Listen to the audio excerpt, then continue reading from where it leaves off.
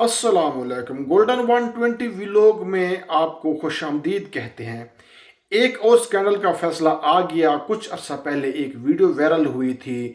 مشہور drama writer خلیل الرحمان قمر کی honey trap اغوا برائے تاوان کا فیصلہ سنا دیا گیا ہے۔ تفصیل آپ سے شیئر کرتے ہیں کہ لاہور کی انسداد دہشت گردی عدالت نے معروف ڈرامہ نگار خلیل الرحمان قمر ہنی ٹریپ اغوا برائے تاوان کیس کا فیصلہ سناتے ہوئے 3 ملزمان کو سزا جبکہ دیگر کو بری کر دیا گیا۔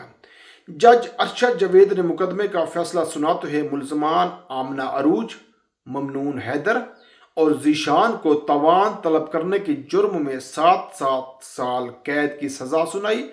تاہم عدالت نے قرار دیا کہ اغوا کا الزام ثابت نہیں ہو سکا، اس لیے اس بنیاد پر سزا نہیں دی گئی۔ عدالت نے حسن شاہ سمیت دیگر نامزد افراد کو ناکافی شواہد کی بنا پر بری کر دیا گیا۔ عدالت کے مطابق پراسیکیوشن کی جانب سے 17 گواہان نے شہادتیں قلم بند کرائی گئی، جن کی روشنی میں فیصلہ سنایا گیا۔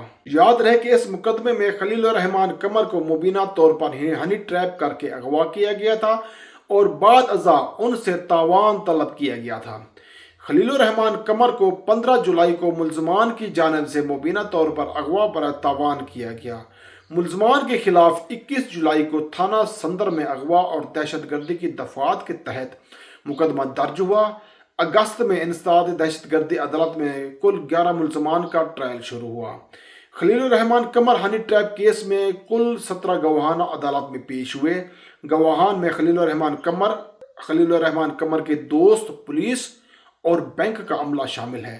خلیل الرحمان قمر ہنی ٹریپ کیس کا محض ایک ملزم ضمانت پر رہا ہے۔ واضح ہے کہ مرکزی ملزمہ آمنہ عروج کی درخواست ضمانت لاہور ہائی کورٹ نے مسترد کر دی تھی اور لاہور ہائی کورٹ نے ڈرامہ نویس خلیل الرحمان قمر ہنی ٹریپ کیس میں ملزمہ آمنہ عروج پر حراست کے دوران تشدد کرنے والوں اہلکاروں کے خلاف کارروائی کا حکم دیا ہے۔ ہفتے کو لاہور ہائی کورٹ نے آمنہ عروج کی حراست میں تشدد یا کسٹوڈیل ٹارچر کے خلاف دائر درخواست پر تحریری حکم جاری کیا۔ خلیل الرحمان قمر ہنی ٹریپ کیس میں گرفتار آمنہ عروج نے پولیس اہلکاروں پر الزام عائد کیا تھا کہ انہوں نے حراست کے دوران ذہنی اور جسمانی تشدد کا نشانہ بنایا۔ ہائی کورٹ میں درخواست دائر کیے جانے کے بعد زیر حراست ملزمہ کا میڈیکل کرایا گیا۔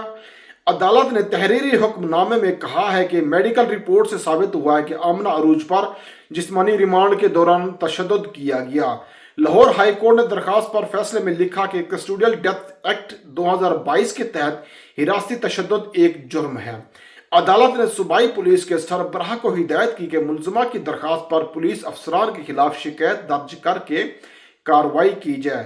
عدالت کے تحریری حکم نامے کے مطابق ملزمان کو سزا دینے کے لیے اس کیس کی تحقیقات ضروری ہے۔ آمنہ عروج اور ان کے دیگر ساتھی ملزمان ریمانڈ پر پولیس کی تحویل میں ہیں اور عدالت نے 17 اگست کو ملزمان کو مزید 15 دن کے ریمانڈ پر پولیس کے حوالے کیا گیا تھا۔ آمنہ عروج اور ان کے دیگر ساتھی ملزمان کے خلاف خلیل الرحمان قمر کو جھانسا دے کر اغوا کرنے کی کوشش کا کیس لاہور کی انسداد دہشت گردی کی عدالت میں زیر سماعت تھا۔ خلیل الرحمان قمر کو مبینہ طور پر اغوا کرنے کی کوشش کا کیس جولائی کے آغاز میں سامنے آیا تھا۔ پولیس نے کارروائی کرتے ہوئے تمام ملزمان کو گرفتار کر لیا تھا۔ بعد ازاں ڈرامہ نویس کی ملزمہ آمنہ عروج کے ساتھ نازیبہ ویڈیو بھی لیک ہوئی تھی اور پولیس نے اس پر بھی کارروائی کرتے ہوئے ملزمان کو گرفتار کر لیا تھا۔